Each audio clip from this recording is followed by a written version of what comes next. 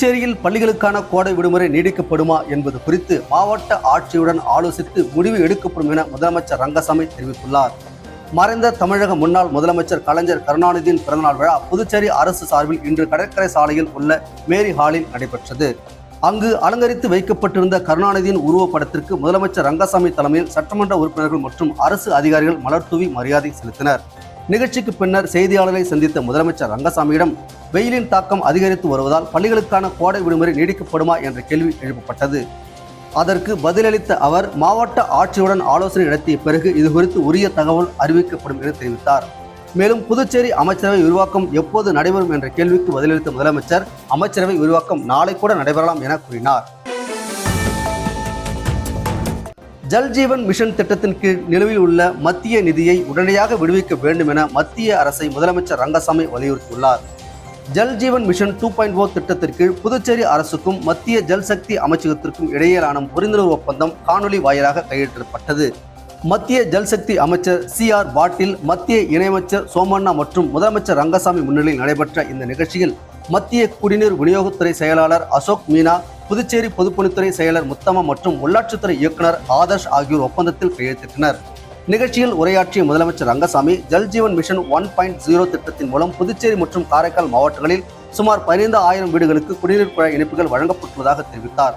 மேலும் 390 பள்ளிகள் மற்றும் 413 அங்கன்வாடி மையங்களுக்கும் குடிநீர் வசதி ஏற்படுத்தப்பட்டுள்ளதாகவும் இதன் மூலம் புதுச்சேரி 100% இலக்கை எட்டி 2021ஆம் ஆண்டு ஹர் கர் ஜல் சான்றிதழ் பெற்றதாகவும் குறிப்பிட்டார். ஜல் ஜீவன் மிஷன் திட்டத்தின் மொத்த மதிப்பு ரூபாய் 33 கோடியே 60 லட்சம் என நிர்ணயிக்கப்பட்ட நிலையில் மத்திய அரசு இதுவரை ரூபாய் 13 கோடியே 30 லட்சம் மட்டுமே வழங்கியுள்ளதாக அவர் தெரிவித்தார். மீதமுள்ள நிதி விடுவிக்கப்படாததால் திட்டத்தை நிறைவு செய்ய புதுச்சேரி அரசு தனது சொந்த நிதியிலிருந்து கூடுதலாக ரூபாய் 5 கோடி செலவிட வேண்டிய நிலை ஏற்பட்டுள்ளதாகவும் கூறினார். எனவே நிலுவையில் உள்ள மத்திய நிதி உதவியை விரைவாக விடுவித்து திட்டப்பணிகள் முழுமையாக நிறைவு செய்ய அமைச்சகம் நடவடிக்கை எடுக்க வேண்டும் என முதலமைச்சர் ரங்கசாமி வலியுறுத்தியுள்ளார். இந்த நிகழ்ச்சியில் தலைமை செயலர் சரத் சௌஹான், உள்ளாட்சித்துறை செயலர் கேசவன், ஜல் ஜீவன் மிஷன் துணை இயக்குனர் பாஸ்கர் உள்ளிட்ட அதிகாரிகள் கலந்து கொண்டனர். புதுச்சேரியில் அரசு ஊழியர்களுக்கு புதிய சிக்கன கட்டுப்பாடுகள் விதிக்கப்பட்டுள்ளன. மதிய உணவுக்காக வீட்டிற்கு செல்வதை தவிர்க்கவும், அத்தியாவசியமற்ற வெளிநாட்டு பயணங்களை 6 மாதங்களுக்கு ஒத்திவைக்கவும் அரசு உத்தரவிட்டுள்ளது. எரிபொருள், மின்சாரம் மற்றும் அரசின் வளங்களை சிக்கனமாக பயன்படுத்தும் நோக்கில் புதுச்சேரி பணியாளர் மற்றும் நிர்வாக சீர்திருத்தத்துறை அனைத்து அரசு துறைகள், அலுவலகங்கள், பொதுப்பணித்துறை நிறுவனங்கள் மற்றும் தன்னாட்சி அமைப்புகளுக்கு புதிய வழிகாட்டுதல்களை வெளியிட்டுள்ளது. பிரதமர் நரேந்திர மோடி அறிவுறுத்திய எரிபொருள் சிக்கன நடவடிக்கைகள் மற்றும் தலைமை செயலாளர் தலைமையில் நடைபெற்ற ஆய்வுக் கூட்டத்தின் அடிப்படையில் இந்த சுற்றறிக்கை வெளியிடப்பட்டுள்ளதாக தெரிவிக்கப்பட்டுள்ளது. அதன்படி அத்தியாவசியமற்ற வெளிநாட்டு பயணங்கள், ஆய்வு பயணங்கள் மற்றும் ஆலோசனை பயணங்கள் அடுத்த 6 மாதங்களுக்கு ஒத்திவைக்கப்பட வேண்டும் என அறிவுறுத்தப்பட்டுள்ளது. மேலும் அரசு வாகனங்களின் பயன்பாட்டை குறித்து எரிபொருள் செலவை சிக்கனப்படுத்தும் வகையில் வாகன பகிர்வு முறையை பின்பற்ற வேண்டும் என்றும் உத்தரவிடப்பட்டுள்ளது. அதேபோல் தேவையற்ற அதிகாரப்பூர்வ பயணங்களை தவிர்த்து துறைகளுக்கு இடையேயான கூட்டங்கள் மற்றும் ஆய்வுக் கூட்டங்களை முடிந்தவரை காணொலி வாயிலாக நடத்த வேண்டும் என அறிவுறுத்தப்பட்டுள்ளது. அரசு அதிகாரிகள் மற்றும் ஊழியர்கள் அலுவலக பணிகளுக்காக பொது போக்குவரத்தை அதிகம் பயன்படுத்த வேண்டும் என்றும், பயன்பாட்டில் இல்லாத மின் விளக்குகள், ஏர் கண்டிஷனர்கள், கணினிகள் உள்ளிட்ட மின் சாதனங்களை உடனடியாக அணைத்து மின்சாரத்தை சேமிக்க வேண்டும் என்றும் தெரிவிக்கப்பட்டுள்ளது. மேலும் மதிய உணவு நேரங்களில் வீட்டிற்கு செல்வதை தவிர்த்து உணவை அலுவலகத்திற்கே கொண்டு வருமாறு அரசு ஊழியர்களுக்கு அறிவுறுத்தப்பட்டுள்ளது. இந்த உத்தரவுகளை அனைத்து துறை செயலாளர்கள், துறை தலைவர்கள் மற்றும் அரசு நிறுவனங்கள் கட்டாயம் பின்பற்ற வேண்டும் என்றும், அரசின் வளங்களை திறம்பட பயன்படுத்தும் நோக்கில் இந்த சிக்கன நடவடிக்கைகள் உடனடியாக அமலுக்கு வருவதாகவும் சுற்றறிக்கையில் குறிப்பிடப்பட்டுள்ளது. புதுச்சேரியில் வீடற்ற புதிரை வண்ணார் சமூக மக்களுக்கு உடனடியாக இலவச மனைப்பட்டா அல்லது அரசு அடுக்குமாடி குடியிருப்பு வழங்க வேண்டும் என வலியுறுத்தி குடிசை மாற்று வாரிய அலுவலகத்தை முற்றுகையிட்டு போராட்டம் நடைபெற்றது.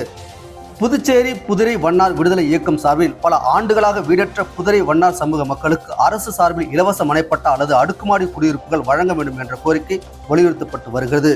இந்த நிலையில் அதிகாரிகள் அளித்த உறுதிமொழிகள் இதுவரை நிறைவேற்றப்படவில்லை என குற்றம் சாட்டிய இயக்க நிர்வாகிகள் மற்றும் பொதுமக்கள் 50க்கும் மேற்பட்டோர் மறைமலை அடிகள் சாலையில் இருந்து ஊர்வலமாக சென்று குடிசை மாற்று வாரிய அலுவலகத்தை முற்றுகையிட்டு ஆர்ப்பாட்டத்தில் ஈடுபட்டனர். இந்த போராட்டத்திற்கு புதிரை வண்ணார் விடுதலை இயக்க தலைவர் தெய்வ நீதி என்கின்ற கூத்தன் தலைமையேற்றார். இயக்க நிர்வாகிகள் மற்றும் மகளிர் அணியினர் உள்ளிட்ட ஏராளமானோர் இயக்கத்தில் பங்கேற்றனர். போராட்டத்தின் போது பேசிய இயக்க தலைவர் தெய்வநிதி, பல முறை மாவட்ட ஆட்சியர், ஆதிதிராவிட நலத்துறை அதிகாரிகள் மற்றும் குடிசை மாற்று வாரிய அதிகாரிகளிடம் கோரிக்கை மனுக்கள் வழங்கப்பட்டும் எவ்வித உறுதியான நடவடிக்கை எடுக்கவில்லை என்று குற்றம் சாட்டினார்.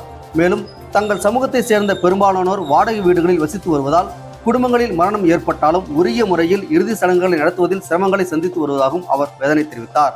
உடனடியாக வீடு வழங்க நடவடிக்கை எடுக்காவிட்டால் இனி தங்கள் சமூகத்தை சேர்ந்தவர்களின் உடலை குடிசை மாற்று வாரியம் அல்லது ஆதி திராவிடர் நலத்துறை அலுவலக வாயிலில் வைத்து இறுதி சடங்குகளை நடத்தும் போராட்டத்தை முன்னெடுக்க வேண்டிய சூழல் ஏற்படும் என்று எச்சரிக்கை விடுத்தார். புதுச்சேரி முத்தியால்பேட்டை தொகுதியில் திமுக சார்பில் கலைஞர் கருணாநிதியின் பிறந்தநாள் விழா மற்றும் இலவச மோர்பந்தல் திறப்பு விழா சிறப்பாக நடைபெற்றது. மறைந்த முன்னாள் முதலமைச்சரும் திமுக முன்னாள் தலைவருமான கலைஞர் கருணாநிதியின் 103வது பிறந்தநாளை முன்னிட்டு புதுச்சேரி திமுக சார்பில் மாநிலம் முழுவதும் பல்வேறு நிகழ்ச்சிகள் நடைபெற்றன. அதன் ஒரு பகுதியாக முத்தியால்பேட்டை தொகுதி திமுக சார்பில் மணிக்கூண்டு அருகே பிறந்தநாள் விழா கொண்டாடப்பட்டது. நிகழ்ச்சிக்கு முன்னாள் சட்டமன்ற உறுப்பினர் நந்தா சரவணன் தலைமை தாங்கினார்.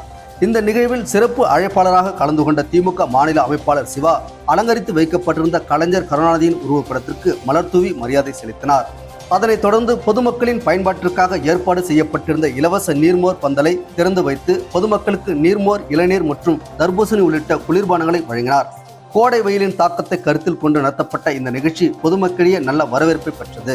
இந்த நிகழ்வில் தொகுதி திமுக செயலாளர் சௌரிராஜன், அவைத் தலைவர் எழிலன், துணை செயலாளர் ரவி, முன்னாள் கவுன்சிலர் தனசேகர், இளைஞரணி அமைப்பாளர் மதன் பாபு, துணை செயலாளர் கலைவாணி, மாநில நெசவாளர் அணி துணை அமைப்பாளர் சிவகுமார், மாநில சுற்றுச்சூழல் அணி நிர்வாகி நவீன் உள்ளிட்ட பல்வேறு பிரிவு நிர்வாகிகள் மற்றும் திமுக தொண்டர்கள் திரளாக கலந்து கொண்டனர். தமிழக பாமக சட்டமன்ற உறுப்பினர்கள் புதுச்சேரி முதலமைச்சர் ரங்கசாமியை மரியாதை நிமித்தமாக சந்தித்து பாமகவிற்கு நியமன சட்டமன்ற உறுப்பினர் மற்றும் வாரிய பதவிகள் வழங்க கோரிக்கை விடுத்தனர்.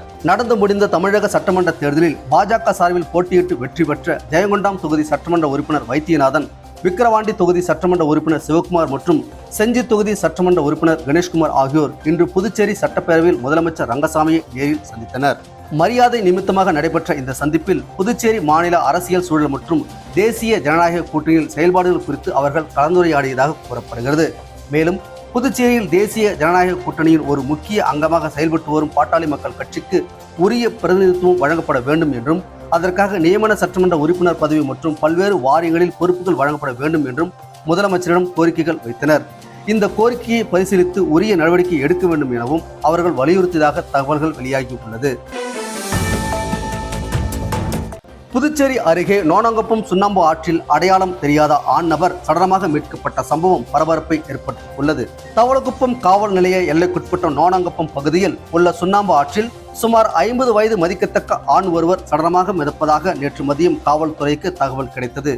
இதையடுத்து உதவி ஆய்வாளர் விஜயகுமார் தலைமையிலான காவல்துறையினர் சம்பவ இடத்திற்கு விரைந்து சென்று விசாரணை மேற்கொண்டனர். அப்போது ஆற்றின் கரையோர பகுதியில் அடையாளம் தெரியாத ஆண் ஒருவர் உயிரிழந்த நிலையில் கிடந்தது தெரிய வந்தது. இதனைத் தொடர்ந்து சடலத்தை மீட்ட காவல்துறையினர் ஆம்புலன்ஸ் மூலம் புதுச்சேரி அரசு மருத்துவமனைக்கு அனுப்பி வைத்து உடற்கூறு ஆய்வுக்கு ஏற்பாடு செய்தனர். உயிரிழந்த நபர் கருப்பு நிறத்தில் வெள்ளை கோடுகள் கொண்ட சட்டை அணிந்திருந்ததாகவும் அவரது அடையாளம் இதுவரை உறுதி செய்யப்படவில்லை என்று போலீசார் தெரிவித்தனர்.